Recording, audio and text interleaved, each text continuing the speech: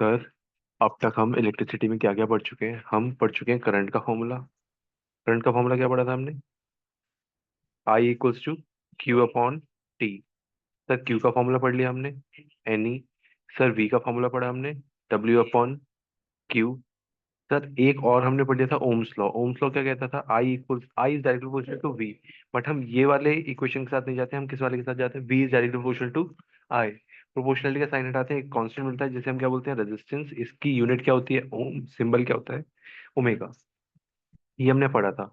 अब आपको क्वेश्चन में क्या दे रखा है? एन दे रखा है, टी दे रखा है। एन से क्या आपको क्या मिल जाएगा? क्यू। क्यू आने के बाद टी से आपको क्या मिल जाएगा? आई। आई आ गया।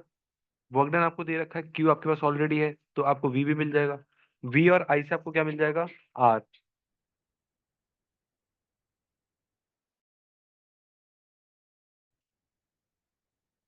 सर सुनो, एन आपको दे रखा है। एन से आपने सबसे पहले क्यू निकाल लिया होगा। सर, क्यू कितना आ जाएगा आपका? 5 × 1.6 × 10⁻−19। 5 × 1.6 × 10⁻−19 सॉल्व करोगे आपको क्या मिल जाएगा? क्यू। जैसे ही आपका क्यू आया,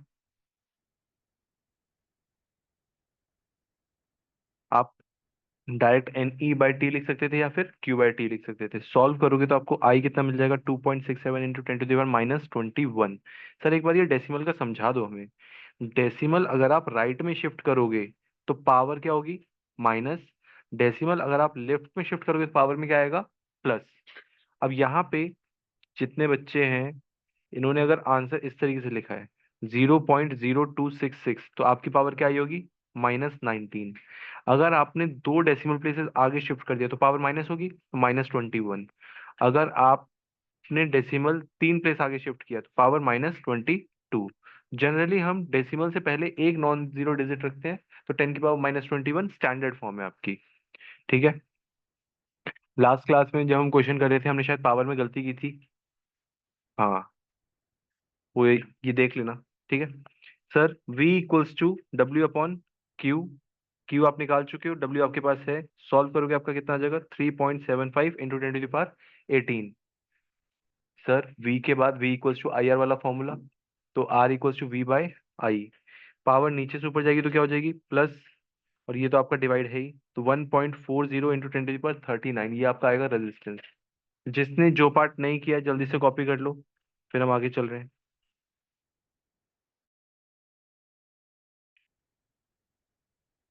लास्ट क्लास में हमने फॉर्मूला पढ़ा था क्या? V equals to I R, ये पढ़ा था। तो अगर मैं R की वैल्यू यहाँ से निकालूं, V बाय आई। R जो है वो डायरेक्टली प्रोपोर्शनल है किसके? पोटेंशियल डिफरेंस के। R जो है वो है इनवर्सली प्रोपोर्शनल है किसके? करंट के। अगर आप करंट इंक्रीज करोगे, रेजिस्टेंस क्या हो जाएगा? डिक्रीज। अगर आप रेजिस्टेंस इंक्रीज करोगे, करंट क्या हो जाएगा? डिक्रीज। ये सुनो। हाँ सर। अगर मैंने रेजिस्टेंस क्या कर दिया? डबल। रेजिस्टेंस क्या कर दिया? डबल, तो करंट क्या हो जाएगा? हाफ हो जाएगा। ये सुनो, यही बात है। उसी को यहाँ पे इंग्लिश में लिखा हुआ है, पढ़ना। Current through a resistor is inversely proportional to its resistance. If resistance is doubled, current gets half. A component used to regulate current without changing the voltage source is called variable resistance. जिसे हम क्या बोलते हैं? उस device को हम क्या बोलते हैं? रियोस्टेट। लास्ट क्लास में पढ़े थे हमने। विच changes the resistance of a circuit. Sir सुनो, अब हमें क्या पढ़ना है? ये आपका नॉर्मल पैराग्राफ है, आप रीड आउट करोगे आपको समझ आ जाएगा, कुछ नहीं है इसमें। यहाँ से आपका मेन स्टार्ट होता है। क्या? Factors on which resistance of a conductor depends. आपका जो रेजिस्टेंस है वो किस किस चीज पे डिपेंड होगा? सर सुनना, पहले हम एक एग्जांपल देखते हैं। अगर मैं ये बोलूं कि एक पर्टिकुलर लेंथ पे एक पर्टिकुलर गार्ड अपॉइंट किया गया है। सर मतलब अगर लेंथ 2 मीटर है तो 2 गार्ड आएंगे, 3 मीटर है तो 3 गार्ड आएंगे, 4 मीटर है तो 4 गार्ड आएंगे। तो जितनी लेंथ बढ़ती जाएगी उतने नंबर ऑफ गार्ड्स इंक्रीज होते जाएंगे। ये सुनो। सर, ये क्या बता रहे हो? कहानी। कहानी सुनो पहले। कहानी समझाई नहीं मैंने अभी, कहानी सुनो। सर, हमने ये फिक्स कर दिया कि 1 मीटर के डिस्टेंस के लिए एक गार्ड चाहिए। ठीक है। अगर 4 मीटर का डिस्टेंस हो गया तो कितने गार्ड चाहिए होंगे? और 2 मीटर का डिस्टेंस होगा तो कितने गार्ड चाहिए होंगे? 2 गार्ड, सिंपल। सर सुनो, अब दो रास्ते हैं, एक 4 मीटर का है, एक 2 मीटर का है। अब मुझे बताओ, यहाँ से अगर कनिका को पास होना हो तो वो किस रास्ते में इजीली चली जाएगी कंपैरिजन में? 2 वाले में। सर क्यों? क्योंकि 2 ही गार्ड उसे पास करने हैं। यहाँ पे 4 गार्ड पास करने तो उसे दिक्कत हो सकती है ना। सेम किसके साथ है? करंट के साथ। करंट को जितना ज्यादा रेजिस्टेंस पास करना होगा उतनी उसके लिए दिक्कत। तो जैसे जैसे लेंथ इंक्रीज हो रही है, क्या नंबर ऑफ गार्ड्स इंक्रीज हो रहे हैं? हाँ। तो जैसे जैसे लेंथ इंक्रीज होगी, रेजिस्टेंस भी क्या होगा? रेजिस्टेंस भी क्या होगा? इंक्रीज होगा। तो लेंथ के वो क्या हो गया? Directly proportional. Resistance is directly proportional to length. इतनी बात क्लियर हुई? सर रट गया ये? जैसे जैसे लेंथ बढ़ेगी रेजिस्टेंस भी क्या होगा? इंक्रीज होगा। सर दूसरी चीज, एक और एग्जांपल। सर सुनो, एक इतना पतला रास्ता, मतलब इसका एरिया कम, एक दूसरा रास्ता जिसका एरिया क्या है? ज्यादा है। अब अगर मैं बोलूं विघ्नेश को पास होना है तो किस रास्ते से इजीली वो चला जाएगा? इसमें से किस रास्ते से वो इजीली चला जाएगा? फर्स्ट वाला है, सेकंड वाला? सर सेकंड वाला। सेकंड वाले से अगर वो इजीली पास हो रहा है, इसका मतलब उसे रेजिस्टेंस यहाँ पे क्या मिला है? रेजिस्टेंस क्या मिला है? कम मिला है। एरिया क्या था? यहाँ पे एरिया क्या है? तो रेजिस्टेंस उसे क्या मिला? सर इसका मतलब ये हुआ कि वो क्या है? Resistance is inversely proportional to area. Sir दो चीजें बताई मैंने, रेजिस्टेंस क्या है? डायरेक्टली प्रोपोर्शनल लेंथ के, और रेजिस्टेंस क्या है? Inversely proportional. एरिया बढ़ाओगे रेजिस्टेंस कम हो जाएगा, लेंथ बढ़ाओगे रेजिस्टेंस बढ़ जाएगा। सर दोनों को क्या कर दें? Combine. R is directly proportional to L upon A. Proportionality का साइन हटाओगे, एक कांस्टेंट मिल जाएगा आपको, क्या? Rho. L upon A. Sir rho क्या है? रेजिस्टिविटी। रो क्या है? रेजिस्टिविटी। क्या ये समझ आया? आर डायरेक्टली प्रोपोर्शनल लेंथ के, लेंथ बढ़ाओगे रेजिस्टेंस बढ़ जाएगा, ये समझ आया? एरिया के इनवर्सली प्रोपोर्शनल है। एरिया बढ़ाओगे रेजिस्टेंस कम हो जाएगा। एरिया बढ़ाओगे रेजिस्टेंस, रेजिस्टेंस बढ़ाओगे एरिया, रेजिस्टेंस बढ़ाओगे एरिया, रेजिस्टेंस बढ़ाओगे एरिया, एरिया बढ़ाओगे रेजिस्टेंस, एरिया बढ़ाओगे रेजिस्टेंस, एरिया बढ़ाओगे रेजिस्टेंस कम, एरिया बढ़ाओगे रेजिस्टेंस कम, रेजिस्टेंस बढ़ाओगे एरिया कम। दोनों इनवर्सली प्रोपोर्शनल है, अगर एक बढ़ रहा है तो दूसरा हमेशा क्या होगा? कम होगा। सर उन दोनों को मैंने क्या कर दिया? कंबाइन। प्रोपोर्शनैलिटी का साइन हटाया, क्या मिला? एक कांस्टेंट जिसको हम क्या बोलते हैं? रेजिस्टिविटी। सर इसकी यूनिट क्या होती है? चलो यूनिट फाइंड आउट करते हैं। सुनना मेरी बात। Sir resistance equals to rho L by A, ये आपका फॉर्मूला बना। सर रेजिस्टेंस की यूनिट ओम। ओ, रो की हमें निकालनी है। लेंथ की यूनिट मीटर, एरिया की यूनिट मीटर स्क्वायर। 1 मीटर से 1 मीटर कैंसिल हुआ, ये इधर आके मल्टीप्लाई हो जाएगा। तो रो की यूनिट क्या होगी? ओम मीटर। तो ओम मीटर यूनिट हो जाती है। सर ये सिर्फ मैंने आपको फॉर्मूला याद करा है, आप अगर डायरेक्टली फॉर्मूला भी याद कर लेते ना, R equals to rho L by A, तब भी आपका काम चल जाता। बट क्वेश्चन क्या है, कई बार क्वेश्चन आपसे पूछ लेता है what are the factors on which resistance depends. तो आपके पास 3 फैक्टर आए। सर एक तो आया लेंथ, दूसरा क्या आया? एरिया, तीसरा क्या आया? रो। रो बेसिकली होता क्या है? Nature of material. Nature of material पे डिपेंड करता है। जिस तरीके का मटेरियल उस तरीके का उसका रो। मतलब जैसे रेजिस्टेंस की हमने बात की, रेजिस्टेंस अलग अलग मटेरियल के लिए अलग अलग होगा, उस तरीके से रो भी अलग अलग मटेरियल के लिए अलग अलग होता है। सर रो की स्पेलिंग RHO। ठीक है। अगर सिल्वर की बात करें, सिल्वर का रो अलग होगा, सिल्वर की रेजिस्टिविटी अलग होगी। कॉपर की बात करें, कॉपर की रेजिस्टिविटी अलग होगी। आयरन की बात करें, आयरन की रेजिस्टिविटी अलग होगी। रेजिस्टिविटी मटेरियल पे डिपेंड करती है, रेजिस्टेंस इन सब चीजों पे डिपेंड करता है। अगर आप मटेरियल की बात करो, सिल्वर, सिल्वर की रेजिस्टिविटी फिक्स है, रेजिस्टेंस फिक्स नहीं है, रेजिस्टेंस चेंज हो सकता है। बस इतना सा फर्क है। सर सुनो, इधर आओ। नहीं सर, नहीं, कहाँ से आ गए? लिखना है? बेटा लिखने के लिए टाइम दूंगा मैं भी, पहले मैं आपको समझा दूं। सर सुनना, जो मैंने अभी आपको समझाया है ना, वही थोड़ी मुश्किल इंग्लिश में लिखा है यहाँ पे।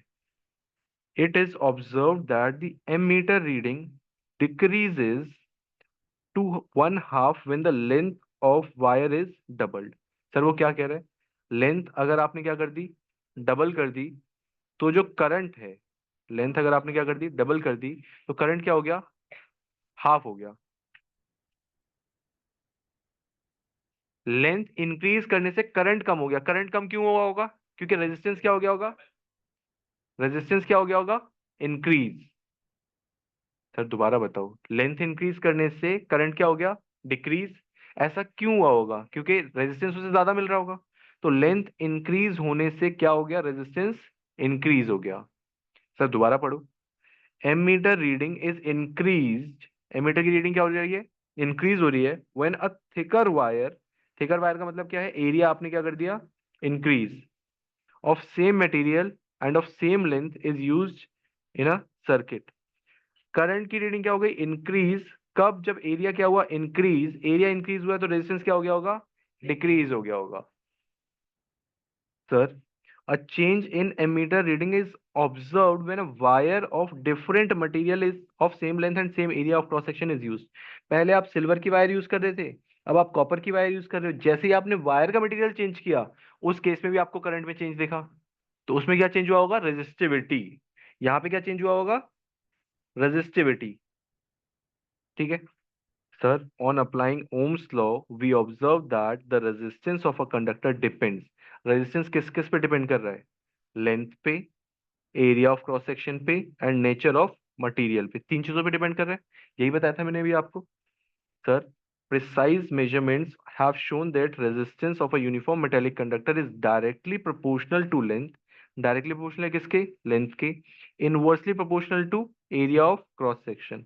Directly proportional to length and inversely proportional to area of cross section. दोनों को आपने कंबाइन किया, प्रोपोर्शनलिटी का साइन हटाया, आपको एक कांस्टेंट मिल गया, क्या, rho. Sir, rho is a constant of proportionality and is called electrical resistivity of a material of the conductor। ऐसा यूनिट क्या होती है इसकी, ohm metre. It is a characteristic property of material. ये किसकी प्रॉपर्टी है, मटेरियल की। हर एक मटेरियल की रेजिस्टिविटी क्या होगी, अलग होगी। Metals and alloys have very low resistivity. Metal और अलॉयज की रेजिस्टिविटी लो होती है, जिसकी वजह से उनका रेजिस्टेंस भी कम हो जाता है और करंट को इजीली फ्लो करने देते हैं वो। इसी के उल्टे इंसुलेटर की रेजिस्टिविटी क्या होगी, हाई होगी। रेजिस्टेंस क्या हो जाएगा, हाई हो जाएगा, और करंट को फ्लो नहीं करने देंगे, कम फ्लो करने देंगे। जो कंडक्टर्स और अलॉयज हैं, उनकी रेजिस्टिविटी की रेंज क्या है, 10⁻⁻8 टू 10⁻⁻6। गुड कंडक्टर है। Insulators like rubber, glass have the resistivity in order to 10 to the power 12 to 10 to the power 17। Both the resistance and resistivity of a material vary with temperature। Resistance और resistivity दोनों temperature के साथ क्या होते हैं, change होते हैं, very करते हैं। सर सुनो, आपको इस टेबल में अलग अलग मटेरियल की रेजिस्टिविटी दे रखी है, जिसमें से आपको कुछ याद करके रखनी है। ग्लास की याद कर लेना, डायमंड की याद कर लेना, पेपर की याद कर लेना। अलॉय आपको तीन दे रखे हैं, तीनों आपको याद करने हैं। सिल्वर, कॉपर, ये आपको याद करके रखना है, ठीक है। सर ये नोट करना है, हाँ नोट आप बाद में करना। सर बाद में नहीं, अब करने दो, थोड़ी देर रुको, कुछ क्वेश्चंस करते हैं, उसके बाद आएंगे हम। अब तक मैंने जो जो फॉर्मूले यूज किए हैं, जो जो फॉर्मूले समझाए हैं, वो एक बार लिख देता हूँ। I equals to Q upon t, Q equals to n e, V equals to W upon Q, V equals to, और R equals to rho L by A. बाकी जो चेंज करके इधर उधर करके फॉर्मूले बनते हैं, वो तो आप बना ही लोगे। सर पहला क्वेश्चन पढ़ो, how much current will an electric bulb draw, मतलब क्या फाइंड करना है, करंट। क्या दे रखा है, potential difference. If the resistance of the bulb filament is this. मैं सिर्फ जिससे पूछूंगा वो बताएगा, कशिका। मुझे आई फाइंड आउट करना है, आर और वी दे रखा है, इनमें से कौन सा फॉर्मूला लगाऊं मैं,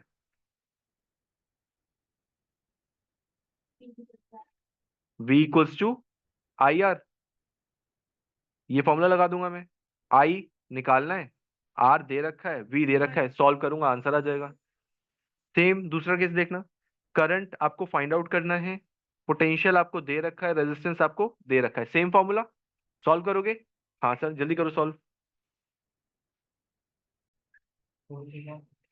ये देखो, फर्स्ट वाले में आपने क्या किया, आई इक्वल्स टू वी अपॉन में आर, सॉल्व किया, आपका आंसर कितना आ गया, 0.18। सेकेंड वाले में वी अपॉन में आर, सॉल्व किया, आंसर कितना आया आपका, 2.2। इजी था, मैथमेटिक्स सिंपल। सर एक और क्वेश्चन दो ताकि हम सॉल्व कर पाए। ये लो, आपने क्वेश्चन मांगा, मैं ना दूं, ऐसा हो सकता है? सर क्वेश्चन समझाओ पहले। हाँ सर बिल्कुल समझाओ।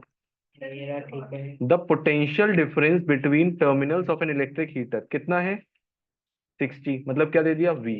When it draws a current of 4 ampere, ये क्या आ गया, I। क्या निकाल लोगे यहाँ से, R निकल जाएगा, V इक्वल टू IR वाले फॉर्मूले से। हाँ सर।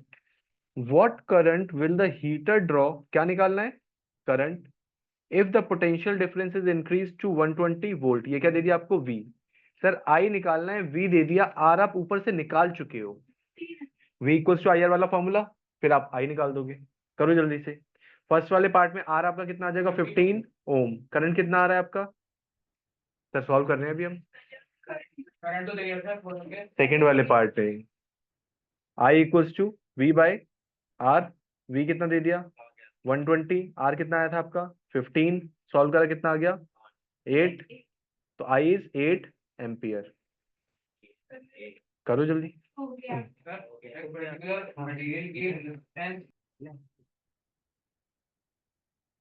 अगला क्वेश्चन देखना, आपको रेजिस्टेंस दे रखा है किसका, एक वायर का जिसकी लेंथ क्या है, 1 मीटर, उसका रेजिस्टेंस कितना है, 26 ओम।